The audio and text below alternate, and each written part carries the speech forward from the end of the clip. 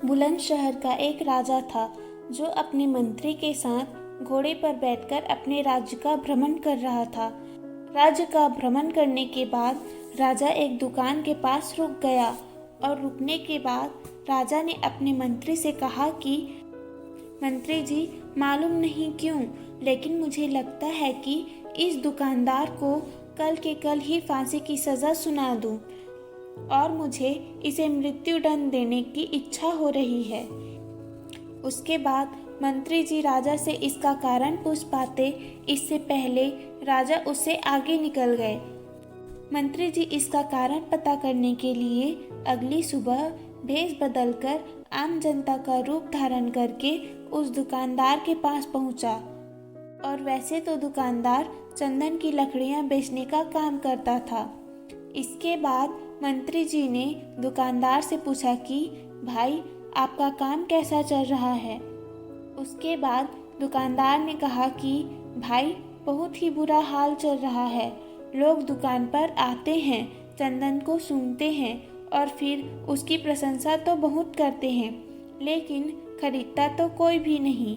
और उसने आगे बताया कि मैं सिर्फ इसी के इंतज़ार में हूँ कि कब हमारे राज्य के राजा की मृत्यु हो जाए और उनके अंतिम संस्कार के लिए मेरे दुकान से बहुत सारी चंदन की लकड़ियाँ खरीद लिया जाए और शायद वहाँ से मेरी चंदन की लकड़ियाँ बेचने के व्यापार में थोड़ी बढ़ोतरी हो जाए और मेरा व्यापार भी अच्छा हो जाए। इसके बाद मंत्री को सब बात समझ में आ गई कि यही वो नकारात्मक विचार है जिससे राजा के मन को भी नकारात्मक बना दिया है। वह मंत्री बहुत ही बुद्धिमान और होशियार था, तो इसलिए उसने सोचा कि मैं थोड़ा बहुत इस दुकानदार से चंदन की लकड़ियाँ खरीद लेता हूँ। और उसके बाद उस मंत्री ने उस दुकानदार से पूछा कि क्या मैं आपके दुकान से थोड़ी बहुत चंदन की लकड़ियाँ खरीद सकता हूँ। दुकानदार यह सुनकर बहुत खुश हो गया और उसने सोचा कि चलो, इतने समय से कुछ भी नहीं बिक रहा था। और उसके बाद उस दुकानदार ने कुछ चंदन की लकड़ियों को अच्छी तरह से थैले में भरकर उस मंत्री को दे दिया। उसके बाद मंत्री अगली सुबह राजा के दरबार में पहुंच गया और उसने राजा से कहा कि राजा, वो दुकानदार है ना, उसने कुछ चंदन की लकड़ियां आपके लिए तोहफे के रूप में भेजी है। यह बात सुनकर राजा बहुत खुश हुआ और मन ही मन सोचने लगा कि मैं बेकार में ही उस दुकानदार के बारे में गलत सोच रहा था। और उसने उन चंदन की लकड़ियों को अपने हाथ में लिया और उसने उन चंदन की लकड़ियों को बहुत ही अच्छी तरह से सूंघ लिया और उसमें से बहुत ही अच्छी सुगंध आ रही थी।